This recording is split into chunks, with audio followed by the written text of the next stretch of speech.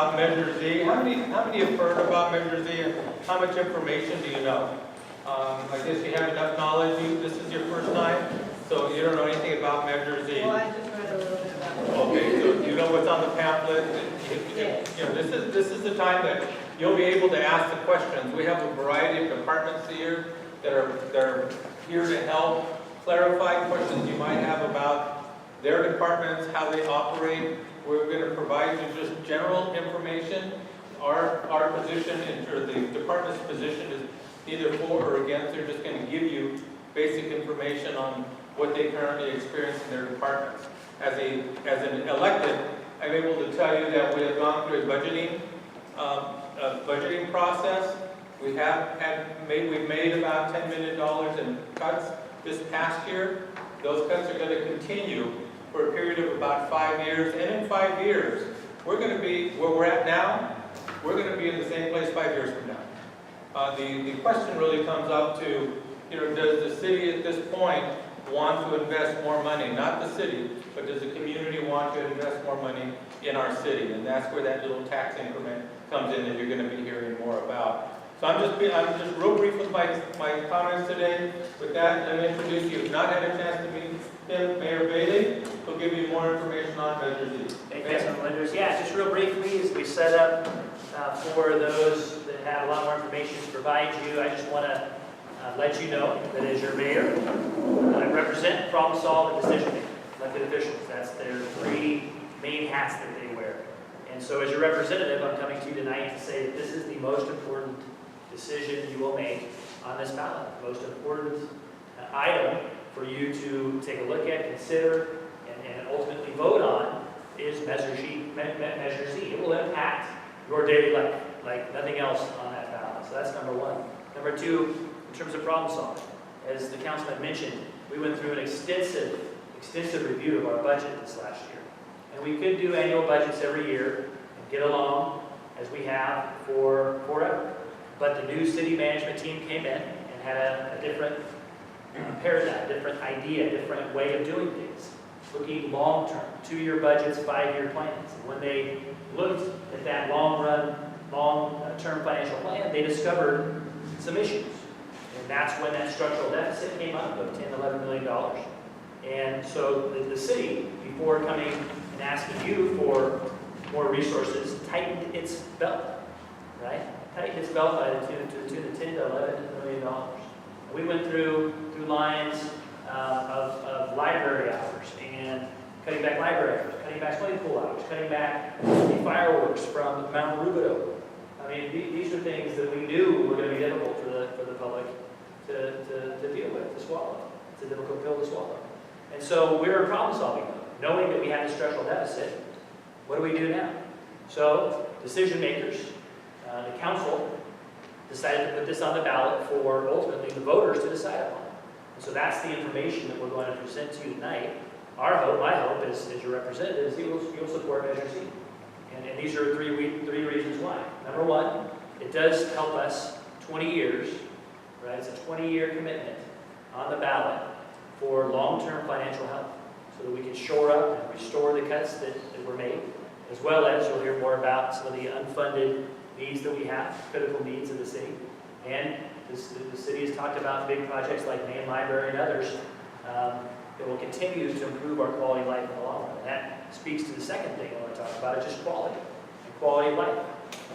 Our mission statement is to provide high-quality municipal services. High-quality municipal services to ensure a safe, inclusive, and livable community. So do you believe you're getting high-quality municipal services? If you don't, then this is an answer to that. More money provided to the general fund for providing those services, like anybody called 311 lately? Okay? The service is increasing. 311 calls for service is increasing. Calls to the police and fire, those are increasing. They're not decreasing. And so we need more funds to be able to provide that high-quality service to you throughout Riverside. And that quality of life that we received from the Renaissance. Anybody hear about the Renaissance? Have you ever heard of the Renaissance? That was a $1.5 billion investment that basically the city made, invested in our future. 30 years of projects in 5 years. And so now we're asking you all, if you appreciate those investments, if you understand that we've made the cuts and that we need this revenue enhancement, this increase, this tax increase, that you would say yes to Measure Z so that we can respect the past, right? Those decisions were made in the past, but protect the future for Riversiders to come. And as a native Riversider, looking back at our history, we've made these generational decisions before, whether it's been an engaged canal, whether it's been to maintain and keep our public utility. I mean, at one point in time, Riverside was looking to sell the public utility. And my dad stepped up and helped with, I think it was Measure D at the time, don't let go of our public utility, protected that. And we have some of the lowest water utility rates in this area because of that asset. And the Renaissance, right? UCR coming to Riverside. That was a group, citizens group that came together and said, we want UCR to come here. We're one of the 10 campuses across the state. What has that meant for Riverside? So all of those generational investments have meant big things for Riverside. We have a chance now to return the favor, so to speak, to those other generations who invested in our future through Measure Z. So I hope you will support it, as I will support it. On the way over here, I dropped my daughter off at practice and asked her about who was shopping this weekend. She spent $100. If you had to pay an extra $1 this weekend when you went on your shopping spree, would you do it? I don't think I would have noticed that. And if that $1 would go into providing services, like better roads, see that pothole right there, more police officers on the streets, the main library, park maintenance, those kind of things, what would you say to that? Would you say, certainly. I believe in you, Dad. I believe in the city. And so I would certainly be glad to pay that extra $1 out of the 100 that she earned and used this weekend. So hopefully that was short enough to introduce the reasons why I believe, as your mayor of the city, and the electeds have told you why Measure Z is on the ballot, why, at this specific time, and then why you should consider supporting it to continue that investment for our kids and grandkids in the long-term future. So thank you all for coming tonight. Thank you. Hey, there is one clarification I need to make, and I did misspeak. But the individuals who will be giving you information tonight regarding their agencies are individuals who are able to give you their opinion on supporting the measure. And we have the police department, we have fire department, we have individuals from police and fire. Do we have someone else? No. We have Mariana from our city attorney's office, and with that, Mariana. Thank you. City manager's office. Good evening, everyone. Thanks for being here. I'm not going to use the microphone, but if I need to, please let me know. My name is Mariana Marasheva. I'm one of the assistant city managers in the city. So I work for the city manager's office. And what I came to do here tonight, is to present a very brief presentation that shows the city's unfunded needs. But before I go through that, I always, especially when it comes to government finance, I always use the analogy of a family. Imagine a family, mother, father, 2 children, and they sat down with their financial advisor. The financial advisor says, well, things are not looking very good for you this year because you did not anticipate that the tax rate, the income tax rate has gone up, so you have less income. And all these investments that you used to make when the market used to be good are not available to you anymore. So you lost a lot of income and you haven't accounted for that. At the same time, you have all these additional recreational classes for the children that you have to pay for that you didn't account for because when the children were younger, they just stayed with relatives and now they have to go take these after-school classes and lessons and so on. So you have less revenue, you have more expenditure, you're looking at the gap.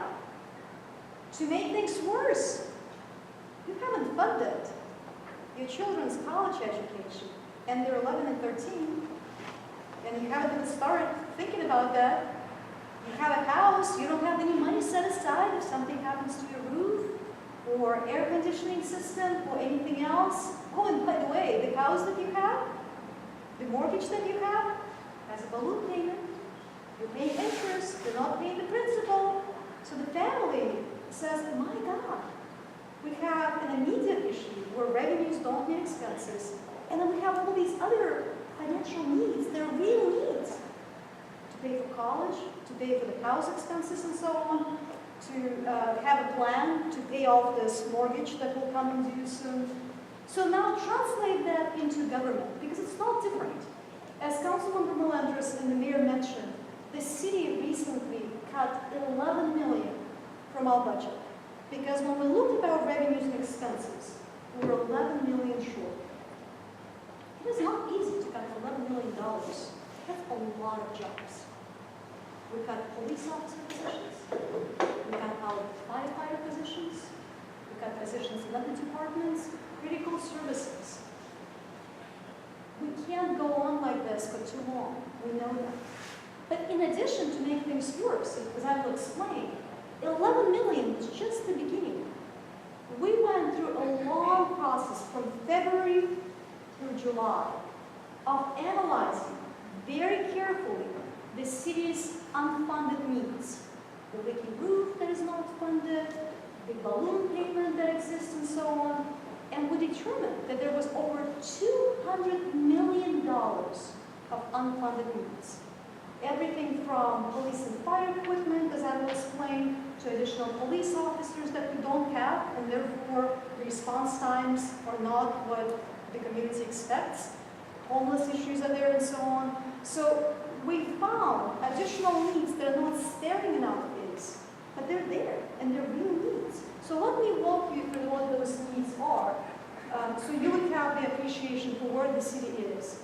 We're not bankrupt, we're not broken, but we have real needs to take care of the city, and as the mayor said, to maintain the quality of life that we have here in this community.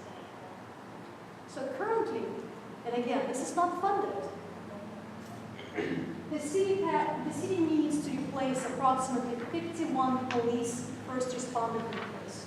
These are the vehicles that go out there every time we call 911. That costs us $9.2 million, or about $2 million annually. We don't have that money budget. On the fire side, we need to replace approximately 15 fire vehicles. Again, those are the vehicles that go out there to put out fires or take care of medical emergencies. And that requires approximately $8 million that we currently do not have. Some of our fire trucks are 30 years old. They're pretty hard.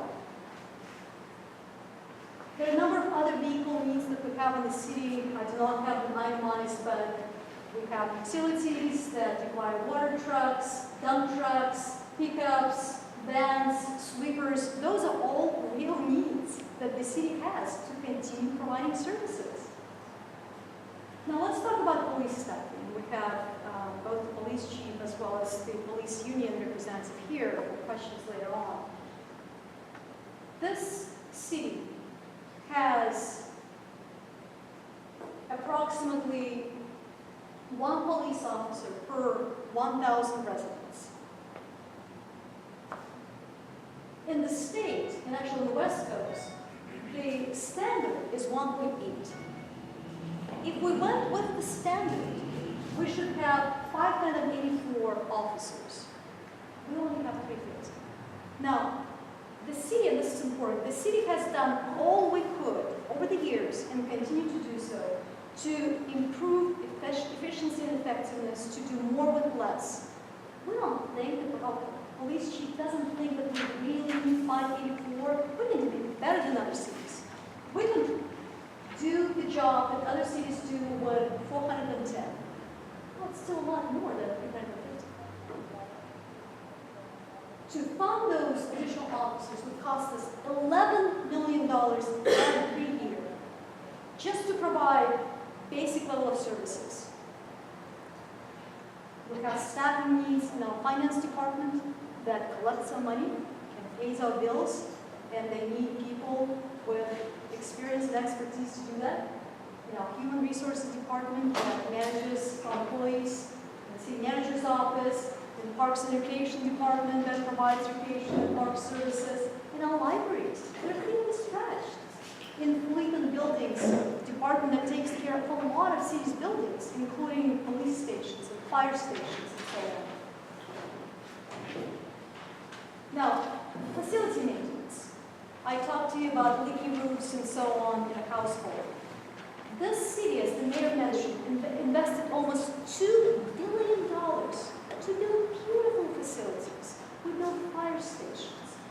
remodeled the convention center. We upgraded the Fox Theater. $2 billion was spent. Well, those facilities, numerous fire stations, police stations, recreation centers, libraries, they have to be maintained. Currently, we're lacking about $2 to $3 million annually on maintenance. And what I mean by maintenance is patching the roof when it leaks before the hole becomes so big that you have to replace it, fixing the foundation before it becomes a significant issue, and so on. So those needs are currently not budgeted.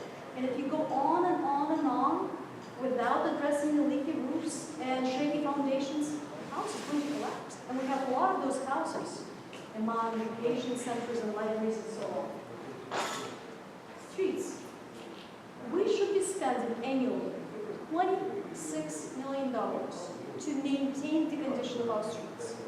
Because if we let go, they're going to become really, really bad. It's very expensive to fix the streets. So 26 million is what we should be spending. We're spending 6. So we're 20 million short. And the more we go on like this, the worse our streets will become. We're under budget by $2 million in tree trimming, as well as $700,000 on landscape maintenance in the city. Our IT projects, our technology, basic technology, finance technology, to process bills, to collect money, and so on. Technology related to cybersecurity that could impact information that we have. Those needs amount to $7.3 million annually. Every year we're short over $7 million. The city, over the years, and again, the mayor, Councilmember Melendez mentioned, and I mentioned, that we cut $11 million recently from our budget.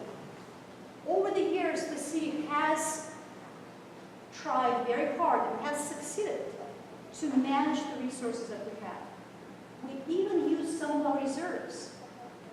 Our level of reserves of savings used to be at 20%, they went up to 22%, now we're down at 12%, which is a dangerous, slippery slope that we're on.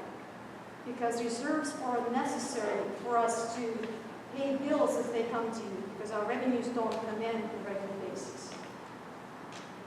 In addition, the city has a pension bond that we issued some time ago that has that balloon payment outstanding that I talked about in the household example. It's $31 million. Every year, we're looking to refund that bond. And so far, we've been successful, just to avoid the balloon payment every year. But at some point, the balloon payment will become due, when we're not successful. So it's a real need, it's a real liability, it's not some assumed number. As I mentioned, we had to cut $11 million recently because of that mismatch between revenues and expenditures. In addition to cutting from our budget, what we have done is negotiated with employee unions. Most of our employees are in unions, and those agreements between the city and employee unions and individual employees have a number of aspects in them. We call this model the partnership compensation model. And it's something that is new, that was brought to the city by our city manager from the city of Alameda. And basically what this model, and it's a unique model, it's something that the government sector really has not tried. It does 3 things. One is, it ties compensation, that's the last one, it ties employee compensation to the financial performance of the city. Typically, we set employee salary increases on a regular basis, whether it's 2%, 3%, or 5%, regardless of whether the city's revenues are doing well or not. So this model ties those salary increases to the financial condition of the city. The second thing is the amount of money that the city pays on medical insurance is going to be shared with the employees, 50-50. Beginning in fiscal years 2018-2019. And lastly, currently, most city employees do not pay anything into their retirement, and this compensation model requires every single employee to contribute fully their portion, their mandated portion, towards the retirement benefits of the city funds. So, just to give you the appreciation of the various needs that I discussed, if we just go back and look at, just put the slide back, and look at the need for police vehicles, which are real needs. Those are first responder vehicles that we see on the streets on a daily basis, fire vehicles, police staffing, building maintenance, streets, tree trimming and landscaping, IT, not even reserves, not even the pension bond, not even additional issues such as the homelessness issue that has been brought up to us as a concern again and again. So if you just add up what I mentioned, without addressing, as I said, the bond, or the reserves, or homelessness, or some other unfunded needs that we have, you're already at $48 million. So that just gives you the appreciation for the amount of the needs that the city has that are unfunded currently. That doesn't take into account $11 million that we already cut from the budget. If we decide to restore those positions and give the police department, fire department more officers, then that would add to $48 million that I already mentioned. So I'll stop there. Sorry it was a little lengthy, but this is really a brief summary of what the City Council witnessed, not only through these community meetings, but most importantly through departmental presentations that are available online in great detail that provide additional detail behind these needs, department by department. I also would mention to you, and it's in the Measure Z brochures that hopefully you picked up at front, there's a wealth of information available on the city's website on Measure Z, riverside.gov//Measure Z. I encourage you to go on the website, take a look at the information that's posted there. You can ask questions, you can participate in the discussion, and let us know what questions or concerns or suggestions you may have. So let me stop there and turn it back to Councilman Melendres or see if there are any questions. Please. I just want, I come here, I don't know anything about this, so I just received this paper. And it's saying raising salaries and benefits and pensions. That this is used for this. Using expenses per projects. I didn't see anything about pet projects, it's all about the current stuff that we need to maintain. But I see a lot of issues about staffing and hiring and pensions. So this is right in a way that this is to cover for pensions and staff salaries and stuff. Well, here's what I will tell you in response to that question. If Measure Z passes and that amount of money becomes available, the City Council will decide how that money is spent. The City Council will base their decision not only on these community meetings and numerous emails and phone calls that they're getting from their constituents, but also we're about to create a commission of residents and businesses called the Budget Engagement Commission that will help the City Council to make that decision. So ultimately it's going to be in the City Council's hands on how that money will be spent, and they'll have to decide based on the city's needs. And again, I explained that we have needs related to police and fire vehicles, related to streets, related to trees, related to homeless issues, and so on. So that decision will be in the hands of the City Council. I got a question. Yes. Okay, so this is a general tax, so it can't be dedicated to anything, for sure. So it's money that goes straight to the general fund, and it will be spent on anything. There's no real accountability. You say the council will make decisions, but as we saw this past fall, the council got the bad financial news in the afternoon about budget shortfall increasing from 5 to 7 million. But that evening, they took up the issue of a new library downtown, And even though there was a petition presented to them with almost 800 signatures, and there was 88 speaker cards, most people saying, don't do this, the council voted to approve a $55 million new library and Discovery Cube thing over the objections of the public. So I mean, if we give the council this huge chunk of money, we've seen an example here, a really good example of how the council doesn't, they don't listen to the public, especially with finance. And if they were so tight for money, why did they approve a $55 million new library? They should have been holding back saying, you know what, this may not be the right time to make this decision. Let's put it off until we get our finances straightened out. So let me clarify. The council did not approve a $55 million library. The council did not approve any expense on the library.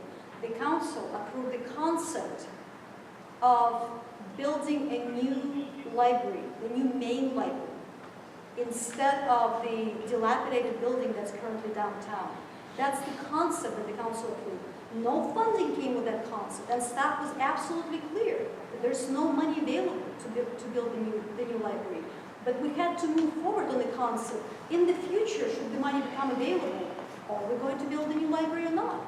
And that's the concept that the council approved. The same goes, the same logic and the set of facts apply to the Discovery Cube. No funding was approved, but the concept was approved, and the ability to negotiate with the potential museum. Secondly, with regards to whether you can trust the council, the city's budget is $1 billion, and the council approves that budget. You have been trusting the council with $1 billion every year to provide police and fire services, to provide public works and road repair services, and so on. And the council relies on department directors to make those decisions, which include our finance people with regards to financial matters. And we have a very strong team right now. Adam, our assistant finance director, is one of those new people that were brought in to make sure that good recommendations come from our staff to the city council, because the city council is only as good in their decision making as their information is. If wrong or erroneous or incomplete information is provided to them, they're going to make decisions that perhaps are not the right decisions. Oh, I agree with that. I've seen that happen. That But it's only as good as the most powerful person is the person who controls the information to the decision makers. I'm also unclear on this thing of why you negotiated contracts that tie the compensation to public safety to new revenue going into the general fund. That almost seems like some sort of like a private industry's profit sharing scheme, and the city's not a business. There's, you know, those revenues are tax money going to the general fund, not like profits from a business venture to be shared with the employees that are part of the company. I'll be happy to answer that. My name is Brian Smith. I'm the president of the Riverside Police Officers Association, which is the labor union that represents sergeants, officers, and detectives of your sworn police department. I'm also a sergeant with the department, and I've been an employee in the city for 20 years, and I'm a resident of the city for the last 18.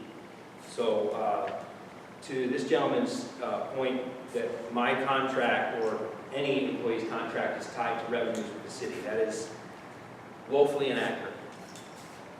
The way our contract is tied to the city is this.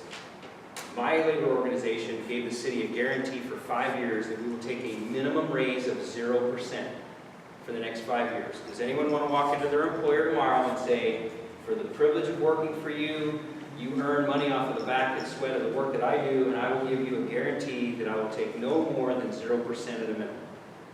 That's where I'm at, 0 for 5 years. But we also have, as he pointed out, salary increases that are hinged to the city's ability to weather the storm, if you will. That's no different than the 5 contracts I've done in this city since I've been here. We go to the table and we negotiate every couple of years, usually 2 to 3 years, we go to the table and we negotiate for salary, benefits, and working conditions. And I can tell you from 2004 to 2011, your police officers didn't receive a single dollar in raises. 8 years with zeros for 8 years. this last contract we negotiated before this one, we did get some money back from the city because the city had done well. And we had our raise, which was over the course of the 2-year contract, it came out to 6%.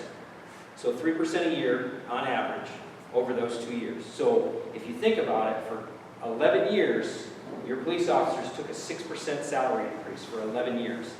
I'm not great at math, but I know that's not even a percent a year, okay? So this new contract that we did, we said to the city, look, we understand we need a partnership. We have to pick up our piece of the pension. We don't live in a vacuum. And mind you, up until recently, Riverside was the only department, the only city in the Southern California area that paid our employee portion of our pension, perks, the public employee retirement system. And we were thankful that they did that. That was one of the reasons why we didn't take salary increases for all those years, because they continue to make our pension payments for us. But we don't live in a vacuum. Everyone else around us is paying a portion of their pension. So we came to the table in the city and said, we recognize we have to pay our way. That's what we'd like to do. We'd like to pay our pension, and we'd like to hinge that to salary increases. So if the city does well with their 4 general fund revenues, which they currently have anyway, hotel occupancy tax, sales tax, the property tax from real property, and utility tax. So those are the 4 things in the general fund basket anyway. Those are the 4 things that the city used, not this team, but prior city managers and seated council for the last 18 years I've been here, 20 years I've worked for the city. They use those revenues as the basis of whether or not they're going to give salary increases. So we're not adding any new taxes or any new revenue sources, as I've heard multiple times. Nowhere in any Measure Z legislation and nowhere in my contract, which is public, it's on the city's website, nowhere in there does it say if Measure Z passes, we get money because of Measure Z. What it says is if the city continues to do well revenue-wise, my employees get between a 0% raise as high as a 6% raise. It just depends on how the city does. Now, what does 6% mean to you and me as a taxpayer in the city who owns 3 homes that he's got rentals, okay? What that means to me is if the city does well with their revenue, the public employees are going to do well with their revenue. If it's a 0, if they don't do well, we get 0%. If we get to 6, and if we get to 6, the city is paving the streets in gold if we get to 6%. Because that is an incredible increase. We get 50% of what the balanced revenue index is. And to not get too crazy in that, it's the 4 taxes I talked about. Hotel occupancy tax, property tax, sales tax, and we use utility tax. So that's the balanced revenue index. So if it goes up 2% for the city, citywide, my employees get a 1% salary increase because it went up 2%. And we get 50% of the balanced revenue index. For us to get 6%, it needs to be a 12% increase in the balanced revenue index. And that's like some pre-depression stuff. That's crazy if you're going to get to 12%. But for us, it was important to have risk and reward. So I have a membership that I represent, employees that I represent. I have to convince them to take a 0. And the way you convince them to take a 0 is say, hey, look, if everything goes well, we can go as high as 6. But we've taken 0s for 8 years, fellas. We've already done 8 years with 0s. We can do that. So that's where we were at with that. So the Measure Z, whatever happens, to pass or don't pass, that has nothing to do with the contract of my group. That has nothing to do with the contract of Riverside Fire. And that labor president's here to talk about that as well if you want to talk to him. We just said, hey, if the city, the employees, we shouldn't have to continue to come back each year to renegotiate a contract. And with that, I'll say this. This was a tremendous step from being here 20 years and being the president of the association for 6 and on the board for 19 years. Okay, I've negotiated every contract since I've been here with the police and city. This is a tremendous leap of faith on our part to say we're willing to do 2-year budgets and 5-year spending plan. That's tough.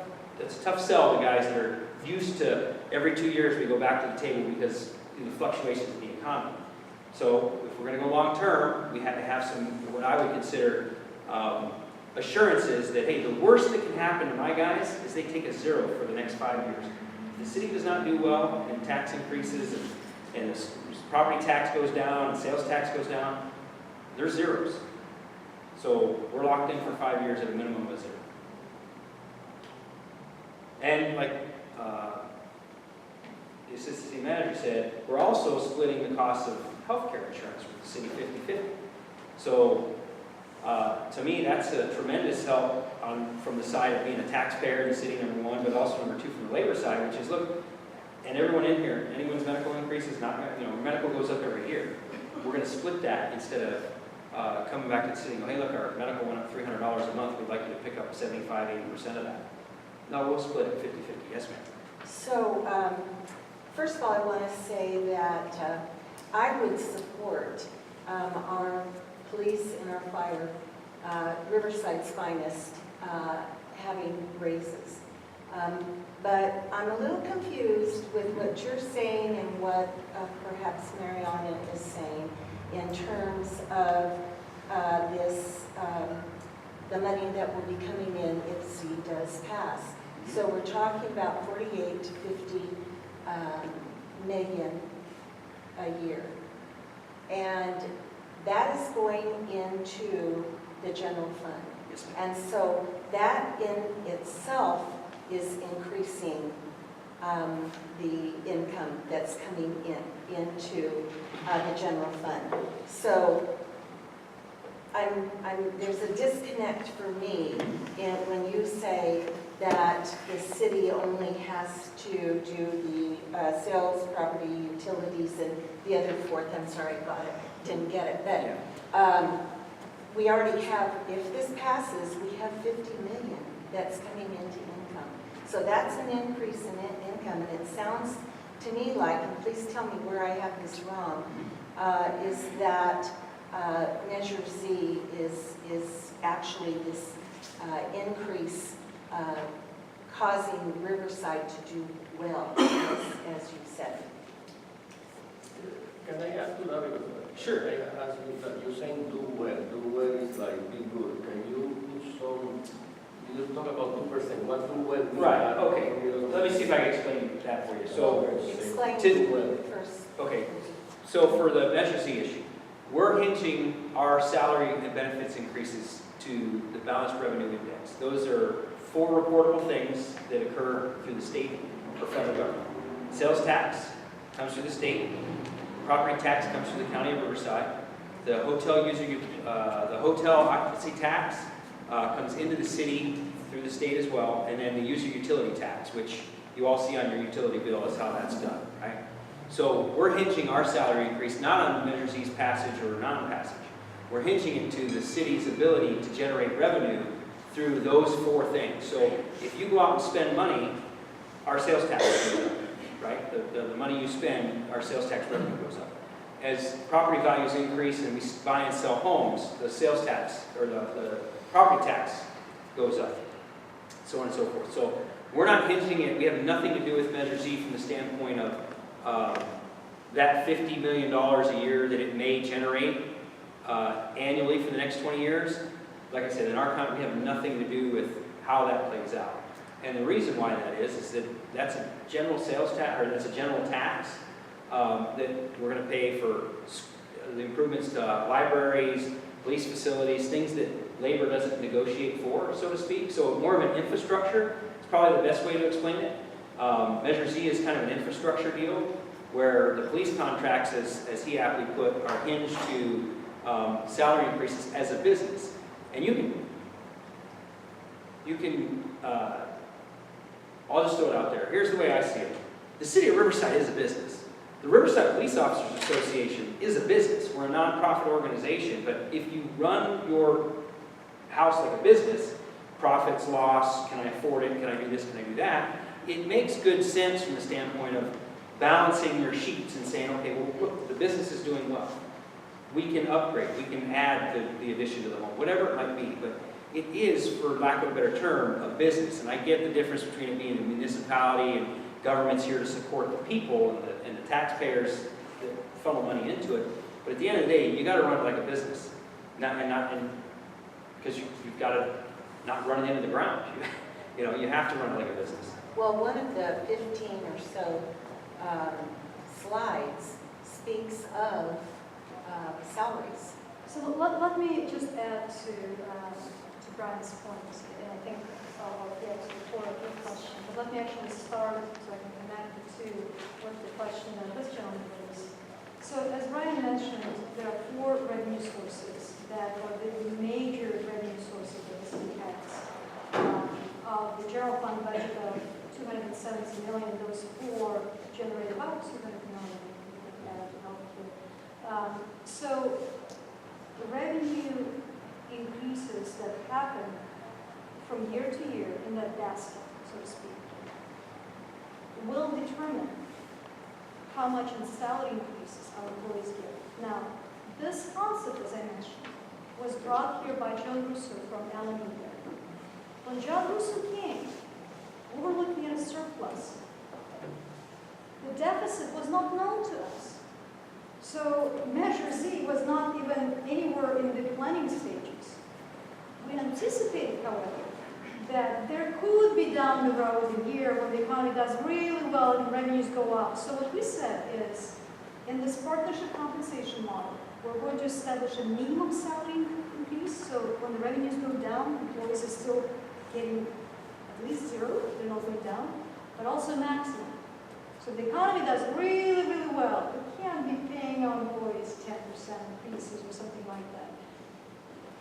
Again, we did not think about, did not anticipate Measure Z at that time, but now it's going to work in our favor. Because if Measure Z passes, that will mean for that particular year, 1 year only, a 25% increase in that basket.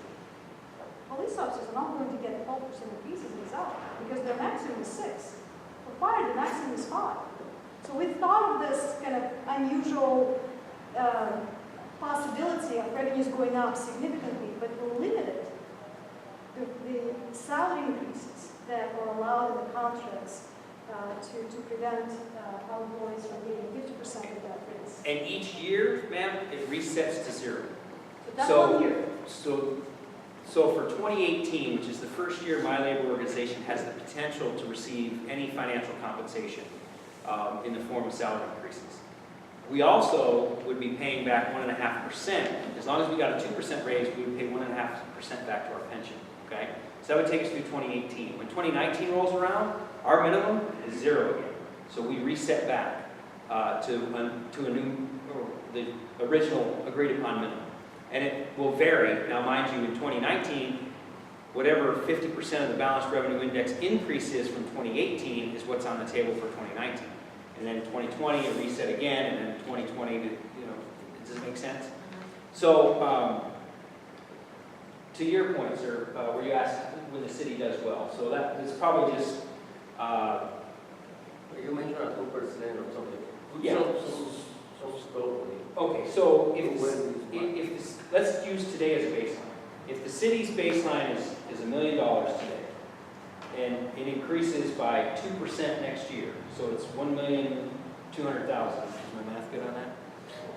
So if it's 1,200,000 next year, the Police Officers Association has 1% of $200,000, half of that increase, that could go back to us in the form of salary increases, which we would pay our pension back. They get out from the dinner. No, I'm referring to those 4 items. The balanced revenue index is sales tax, property tax, user utility tax, and then the hotel occupancy tax. So those are the 4 main feeders in the general fund, but that's how we design our contract, because those 4 things cannot be manipulated, because the state or the county are involved in the reporting of those taxes. Does that make sense?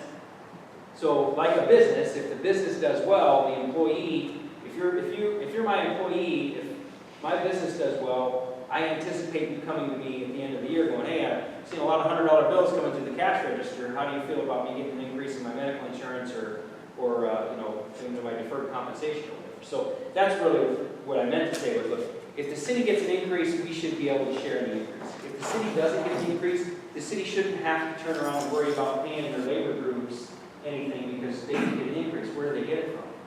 Do they have to cut some other services? So I'll wrap my piece up and put it in perspective this way. We have to plan for the future. At the end of the day, you have to plan for the future. And you have some choices to make. The choice is, hey, Measure Z because it's good for the economy and it'll get roads fixed and public library, whatever the projects are that you as citizens want to see.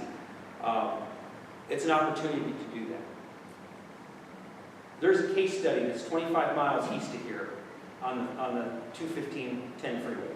And I'll pick you up any Friday or Saturday night you'd like, and we'll drive down there at 8 o'clock at night, and we'll get off on 4th Street, Baseline, or any other one, Foothill, and I'll show you what pimps and hookers and graffiti and closed businesses look like, and holes in the ground. We'll put the windows down, you can hear gunfire, and then you pick the corner, I'll drop you off, and I'll come back in 10 minutes, and you tell me, you know, if that's a place you want to live in. Now, I'm not saying that You're saying bad things about Fontana. San Bernardino, sir, was actually, I mean, I can say it, you know. You know, over at San Bernardino, they had a unique thing where the fire department took and put a thing before the voters to get it approved that their salaries were tied to an average pay of other cities that were much more wealthier than San Bernardino. And because it was in the charter, you know, that was one of the things that led to San Bernardino going bankrupt. There's a lot of things. So, I mean, in our situation here, this is a very uncomfortable, controversial, dangerous thing to be tying your pay to the revenue flow to the city. Z is a sales tax. One of the 4 things that you talked about was revenue coming to the city in the form of sales tax. So Z is going to be new revenue to the general fund that will increase your pay. And that's why the two... Sir, regardless of whether Measure Z passes or not, my contract is hinged to sales tax, property tax, utility tax, and the hotel occupancy tax. Z is the sales tax. I understand that, but whether it passes or not, my contract is tied to those 4 measurable things. So whether you vote yes or no has no determining factor on what my contract outcome is. It has no determining factor. I'm guaranteed a 0 You're for the saying next if 5 Z years. passes, you're not going to get an increase in pay. If Z passes, then everything increases, and yes, we would get an increase in pay. Okay, let's make, because it wasn't that clear in the way you were presenting it before. No, I'm hitched to sales tax. All right. Whether Z passes or not, if the city has a sales tax increase, or I should say, if they have an increase in those 4 measurable things, we're going to get 50% of whatever that balanced revenue index is. Whether Measure Z passes or not, my contract is still tied to those 4 measurable things. And if the city gets an increase, we get an increase. If they don't, I get zeros. I can just say a few words. We don't want to get into a lot of contract negotiations, but I will say, for the council, this was a really good contract. We're used to increasing 2, maybe 3% a year, 1% a year, and we're in competition with other cities because we don't want to lose other officers. So we have to come up with a contract with our police department to make sure it's balanced and we keep our department satisfied and staffed as much as possible. Now, what we like about this is that there's 0. They are fully committed to saying 0. We will not get anything. But again, if we do well, we'll see paved roads, we'll see curbs and gutters improved, we'll see trees improved, we'll see salaries improved, not just with police and fire, but we'll also see other departments' salaries increase. It gives us more flexibility. So in a nutshell, that's why we feel as a council that this was a really good agreement for us, because there's no financial commitment if we have no more money. So There should be a tie with revenue, new revenue to the city, with their pay. As we saw in Ferguson, Missouri, the police force there was going out and citing people specifically to bring revenue into the city.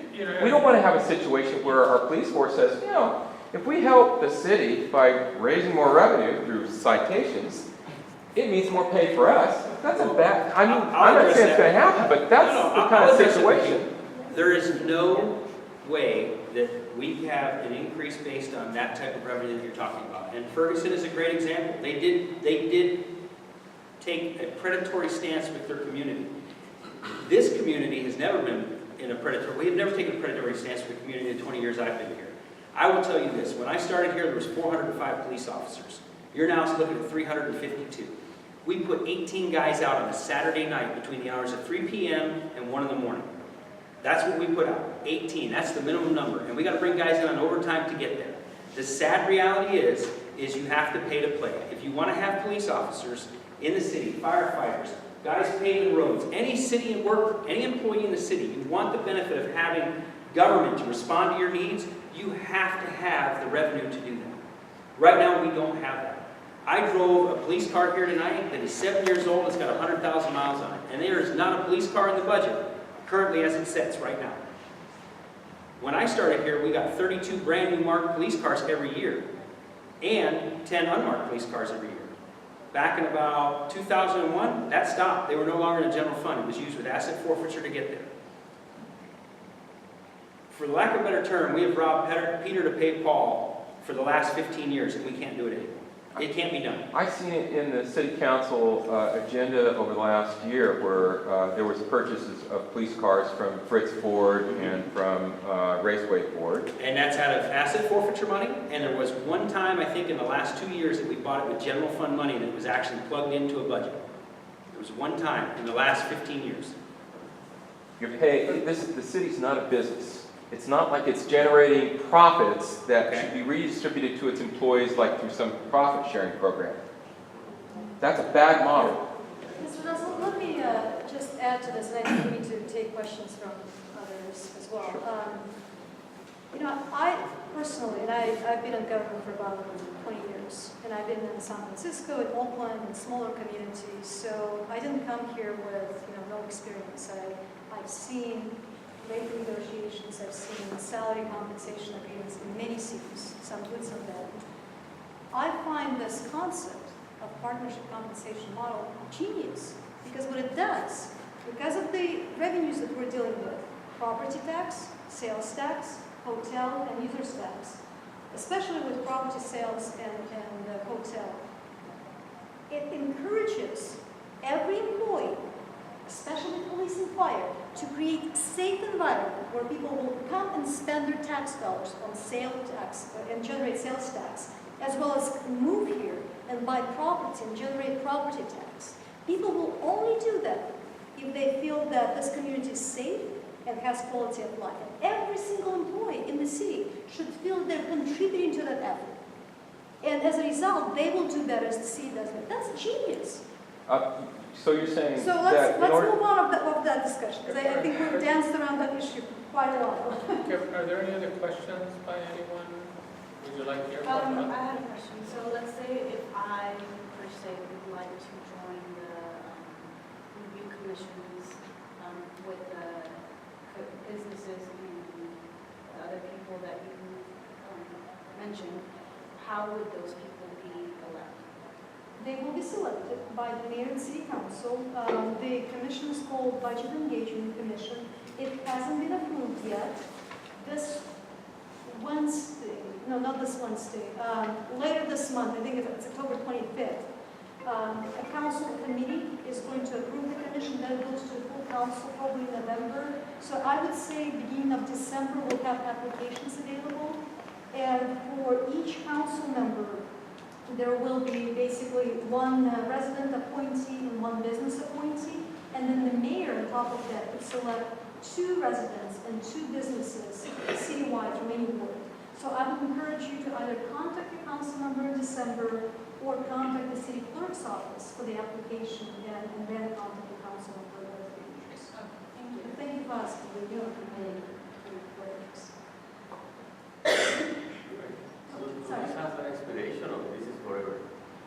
The term is a 4-year term, so if you're selected by the council, No, then... I'm talking about the increase. Oh, the measure, 20 years. 20 years. However, well, the needs are there. The needs are there. However, at any time, there could be an initiative placed on the ballot to stop the measure. And, that's what's good about democracy.